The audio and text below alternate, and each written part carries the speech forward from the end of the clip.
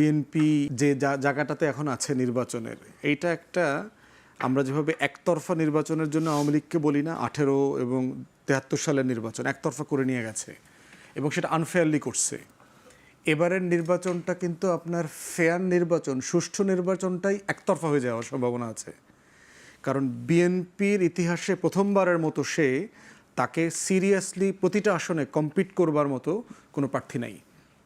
তো সেখানে আমি যেটা দেখলাম যে সব দল যদি একত্রিত হয়ে যায়, তারপরও বিএনপির অ্যাগেনস্টে 100 প্রার্থী দেওয়া সিরিয়াসলি ডিফিকাল্ট হবে। বিএনপির সবচেয়ে বড় চ্যালেঞ্জ হবে বিএনপি নিজে, তার বিদ্রোহী প্রার্থী। প্রত্যেক আসনে আসনে সিরিয়াস 130-35টা আসনে সিরিয়াস বিদ্রোহী প্রার্থী আছে এবং যারা ইকুয়ালি স্ট্রং, দুজনের মতো করে আর কি, লড়বার মতো। তাহলে সেই রকম একটা একতরফা সুষ্ঠু নির্বাচন কি বিএনপির জন্য সম্মানজনক হবে কিনা? যে আপনি ফাঁকা মাঠে গোল দিয়েছেন, কেউ ছিল না, 280 সিট পেয়ে গেলেন হুট করে, এটা বিএনপির কোনো দোষ না, but this is a reality, এটা হওয়ার সম্ভাবনা আছে। সেখানে আবার দেখেন যে জুলাই সনদ বাস্তবায়ন নিয়ে কিন্তু দলগুলোর ভিতরে সিরিয়াস ইস্যুজ আছে, যে আমরা এগুলো একমত হয়েছি, বাস্তবায়ন কিভাবে হবে। বাস্তবায়নের ব্যাপারে কমিশন যেটা প্রস্তাব করেছে এটা আসলে বিএনপির প্রস্তাব। আগামী সংসদ 2 বছরের মধ্যে এগুলো বাস্তবায়ন করবে। আমরা যারা বাকিরা আছি আমরা অনেকেই এই প্রস্তাবের সাথে একমত না। আমরা বোধ করছি যেগুলো সবাই ইতিমধ্যে একমত হয়ে গেছি, সেটার জন্য আমি কেন 2031 সাল পর্যন্ত অপেক্ষা করব। যেমন ধরেন আমরা যদি সবাই ডিসাইড করলাম যে মেয়েদের আসন 50 থেকে 100-তে নিব, তো এটার জন্য আমি 2032 পর্যন্ত অপেক্ষা করব কেন? এটা 2026-এ কেন হবে না? আমরা যদি সবাই একমত হই যে মেয়েদেরকে ন্যূনতম 5% সিটে সরাসরি নমিনেশন দেওয়ার চেষ্টা করব, তো সেটা 2032 সালের জন্য অপেক্ষা করব কেন?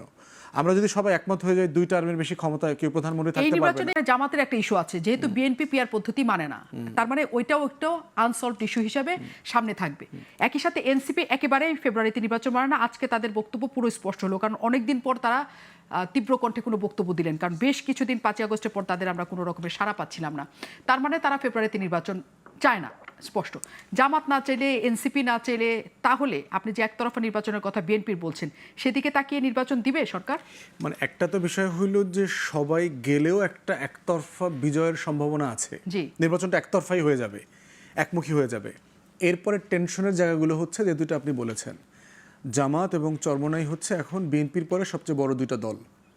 তারা যদি পিআরের বিষয়ে খুবই স্ট্রংলি থাকে যে আমরা সংসদে পিআর চাই, উচ্চকক্ষ ধরেন হচ্ছে না, একটাই সংসদ যেমনি আছে এমনি, এখানে পিআর হবে, এবং তারা যদি এই ইস্যুতে নির্বাচন বয়কট করে, এনসিপি নিম্নকক্ষে পিআর চায় নাই, তারা যদি সংস্কার এবং জুলাই সনদ বাস্তবায়নের পদ্ধতির ব্যাপারে তারা যদি অ্যাডামেন্ট থাকে, তাহলে আলটিমেটলি কি হচ্ছে, বিষয়টা কিন্তু একতরফার দিকে চলে যাবে। তখন সরকারের সামনে এবং বিএনপির সামনে অপশন থাকবে যে বিএনপি যাদেরকে যুগপদে এখন আসন দেয়া নেয়া করতেছে, 3টা-4টা করে থোক বরাদ্দ দিচ্ছে বিভিন্ন দলকে, তারা বিরোধী দলে চলে যাবে, এরকম একটা অপশন হবে। কিন্তু সেটা আদৌ দেশের জন্য এবং বিএনপির জন্য সম্মানজনক হবে কিনা, অন্তর্বর্তীকালীন সরকার কি এই দায়টা নিয়ে একটা ভালো নির্বাচন করবে কিনা, যে গণ অভ্যুত্থানের সকল শক্তি এই নির্বাচনে অংশগ্রহণ যেহেতু করছে না, এইরকম একটা নির্বাচনের দায় আমরা আসলে নেব না। তখন এমন হইতে পারে, প্রফেসর ইউনূস কিন্তু বেশ কয়েকবার দায়িত্ব ছেড়ে দেওয়ার জন্য উদ্যোগ নিয়েছিলেন, উনি হয়তো দায়িত্ব ছেড়ে দিতে পারেন, নির্বাচনকালীন একটা সরকার করে দিয়ে সবগুলো জিনিস সমাধানযোগ্য।